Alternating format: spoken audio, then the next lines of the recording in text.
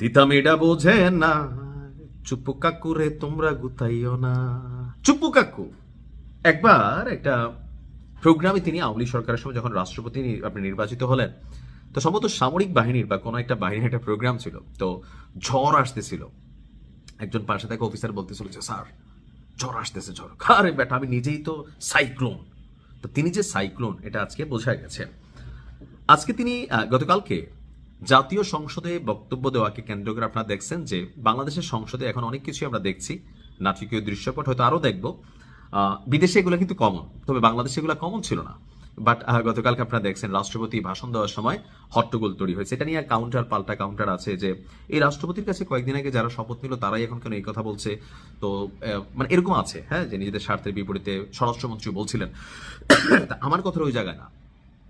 গতকালকে জাতীয় সংসদে দেওয়া বক্তব্যে রাষ্ট্রপতি শাহাবুদ্দিন চুপ্পু তিনি যেই বক্তব্য দিচ্ছেন, এই বক্তব্য শুনা শেখ হাসিনার অনেকটা নিশ্চয়ই হার্ট অ্যাটাক টাইপ ফিল হয়েছে।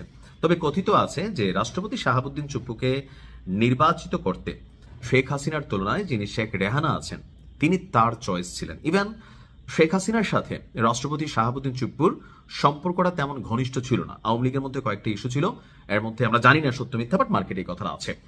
তো রাষ্ট্রপতি বলছেন যে গণঅভ্যুত্থানের মধ্য দিয়ে ফ্যাসিবাদী সরকারের পতন ঘটেছে, অর্থাৎ আওয়ামী লীগের পতন ঘটেছে। এখন আওয়ামী লীগের নেতারা শাহাবুদ্দিন চুপ্পুর কলিজা ভুনা করে কেউ খাবার কথা বলছেন, কেউ বলতেছেন ওরে চুপ্পু এরপরে তো খবর আছে, এত তো রং রং না, মানে নানান কারণ। কি তিনি এখন যা বলতেছেন আওয়ামী লীগ মনে করতেছে হায় রে কোন মির্জাফর রে আমরা রাষ্ট্রপতি বানাইছিলাম, কারণ উনি যে বক্তব্যগুলো দিচ্ছেন। এখন বর্তমানে যারা ক্ষমতায় আছে বা দেশের জনগণের একটা বড় অংশ মনে করে যে না এই মুহূর্তে রাষ্ট্রপতি শাহাবুদ্দিন সাহেব যিনি আছেন তিনি ঠেলায় পড়ে এইসব কথা বলতেছেন। আবার কেউ মনে করতেছেন যে না তিনি তো আসলে সত্যিটাই বলতেছেন। এখন ডিপেন্ড করে লিসেনার হিসেবে আমি কে। এই যে যখন ধরেন আমি একটা কথা বলি, ডিপেন্ড করে যে আপনি কিভাবে নিচ্ছেন নিউজটা। যেমন ধরুন ইরান যখন ইসরায়েলের বিরুদ্ধে অভিযান চালায়, মার্কিনীদের বিরুদ্ধে অভিযান চালায়, আমাদের কাছে এটা পছন্দ হয়। কেন? ইসরায়েল এবং আমেরিকার ইস্যুতে অনেকে আছে আমরা পছন্দ করি না।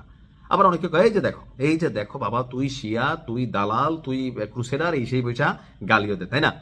এখন রাষ্ট্রপতির গতকালকের ভাষণে আওয়ামী লীগের নেতাকর্মীদের মধ্যে একটা ত্রাহি ত্রাহি অবস্থা, প্রচন্ড গালাগাল কমেন্টে চলছে।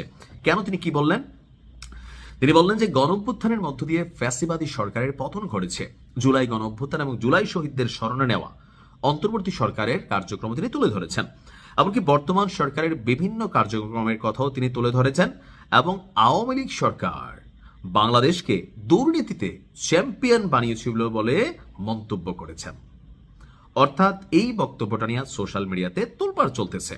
আওয়ামী লীগের নেতাকর্মীরা তারা প্রটেস্ট করতেছেন, রাষ্ট্রপতি শাহাবুদ্দিনকে মীর জাফর হিসাবে কেউ চিহ্নিত করছেন, কেউ বলছেন যে না তিনি তো হারকিউলিস, যা বলছেন ভাই সাহস আছে লোকটার, তিনি সাইক্লোন ঝড় টর্নেডো তোলেন। কেউ বলতেছে যে হ্যাঁ না এখন নতুন সরকার আসছে, সো একটা সেফ এক্সিট দরকার, তিনি হয়তো কন্টিনিউ রাষ্ট্রপতি থাকবেন না, নতুন কেউ নিয়োগপ্রাপ্ত হবেন, তো ওই সময়টা পর্যন্ত যেন নিরাপদে তিনি আসলে প্রস্থান করতে পারেন, এরকম নানান বিষয়, অথবা আইনি কোনো ঝামেলা মামলা টামলা এগুলোতে যেন না পড়েন, ওইরকমের জন্য তিনি এরকম অবস্থান নিচ্ছেন। এটা আমি আবারও বলছি যে যার যার অবস্থান থেকে আসলে পয়েন্টটা।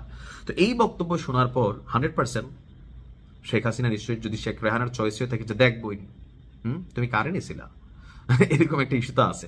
আসলে রাষ্ট্রপতির ইস্যুটা আমার কাছে মনে হয় যে পরিস্থিতির সাথে তিনি নিজেকে মানিয়ে নিচ্ছেন এবং কি কথা বলছেন। আর দুর্নীতির ইস্যুটা, বিএনপি সরকার আসছে ক্ষমতায়, দুর্নীতি নিয়ে অনেক নিশ্চয়ই আসবে, যে আসলে কত টাকা কি দুর্নীতি হয়েছে এগুলো আমরা আস্তে আস্তে দেখতে পারবো। তখন আমরা ক্যালকুলেশন মিলে নিতে পারবো যে আসলে কি পরিমাণ দুর্নীতিতে হয়েছে, যে রাষ্ট্রপতি তিনি আওয়ামী লীগ সরকার কর্তৃক নিয়োগ প্রাপ্ত, তিনিই বলছেন যে দুর্নীতিতে চ্যাম্পিয়ন করছেন।